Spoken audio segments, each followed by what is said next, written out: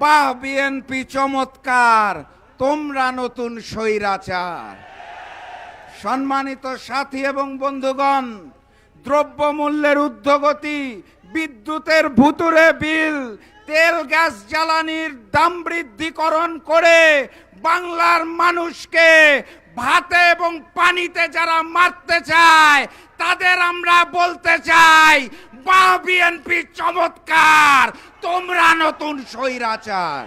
দলীয় ঐক্য আয়োজিত আজকের এই গণসমাবেশের সম্মানিত সভাপতি, সম্মানিত প্রধান অতিথি, মঞ্চে উপবিষ্ট জাতীয় নেতৃবৃন্দ, আমার সামনে উপস্থিত মিডিয়ার ভাইরা এবং সংগ্রামী জনতা, আসসালামু আলাইকুম। আমি সর্বপ্রথম আজকের এই দিনে শ্রদ্ধা ভরে স্মরণ করছি জুলাই গণ অভ্যুত্থানের সকল জুলাই যোদ্ধাকে, সকল শহীদকে শ্রদ্ধা ভরে স্মরণ করছি। আজকের এই দিনে আমরা ফ্যাসিবাদ মুক্ত হয়েছিলাম। আজকের এই দিনে ফ্যাসিস্ট শেখ হাসিনা পালিয়ে গিয়েছিল। আজকের এই দিনে আমরা ভারতীয় আধিপত্যবাদ মুক্ত হয়েছিলাম। কিন্তু বাস্তবতা মাত্র 2 বছর যেতে না যেতেই আবার নতুন করে সেই ভারতীয় আধিপত্যবাদের আনাগোনা শুরু হয়েছে।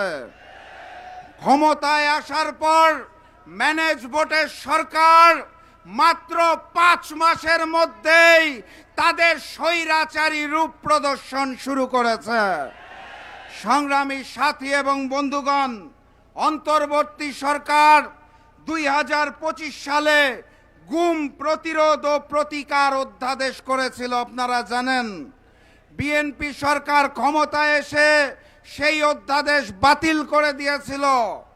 গত পরশুদিন তারা নতুন করে তাদের মন্ত্রী পরিষদে গুম প্রতিরোধ ও প্রতিকার আইন পাশ করেছে। কিন্তু সেই আইনে বলা হয়েছে গুম প্রতিকার এবং প্রতিরোধের জন্য আপনি যদি আবেদন করেন, আপনি যদি অনুরোধ করেন, তাহলে তদন্ত করবে পুলিশ বাহিনী। একটি গুমের পিছনে যদি পুলিশ বাহিনী জড়িত থাকে, তাদেরকেই যদি তদন্তের দায়িত্ব দেওয়া হয়, তাহলে সেই তদন্ত স্বৈরাচারী তদন্ত হবে। এখানেই শেষ নয়, সেই পুলিশ বাহিনী তদন্ত করে যদি আদালতে রিপোর্ট দেয় যে আপনার আবেদনটি ভুল ছিল, তাহলে আপনি গুম পরিবারের সদস্য হিসেবে আপনাকে আদালত 5 বছরের জেল দিয়ে দিবে। বাহ বিএনপি চমৎকার, তোমরা নতুন স্বৈরাচার।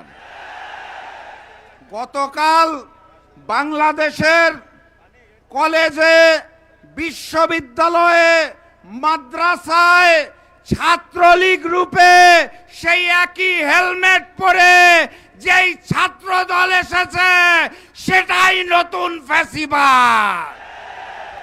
বাহ বিএনপি চমৎকার, তোমরা নতুন স্বৈরাচার। সম্মানিত সাথী এবং বন্ধুগণ, দ্রব্যমূল্যের ঊর্ধ্বগতি, বিদ্যুতের ভুতুরে বিল, তেল গ্যাস জ্বালানির দাম বৃদ্ধিকরণ করে বাংলার মানুষকে ভাতে এবং পানিতে যারা মারতে চায় তাদের আমরা বলতে চাই, বাহ বিএনপি চমৎকার, তোমরা নতুন স্বৈরাচার। সম্মানিত সাথী এবং বন্ধুগণ, আমির জামাত ডাক্তার শফিকুর রহমানের নতুন একটা মেসেজ পেয়েছি। আবু সাইদের প্রতীকী চিঠি থেকে একটা মেসেজ পেয়েছি। সেখানে স্পষ্ট ভাষায় বলা আছে, জুলাই এখনো শেষ হয় নাই, জুলাই এখনো শেষ হয় নাই। আর তাই এই নতুন জালেমের বিরুদ্ধে আমাদের বিপ্লব অনিবার্য, ইনশাআল্লাহ। আমরা পারবো, আমরা এই বিপ্লবে বিজয়ী হতে পারবো।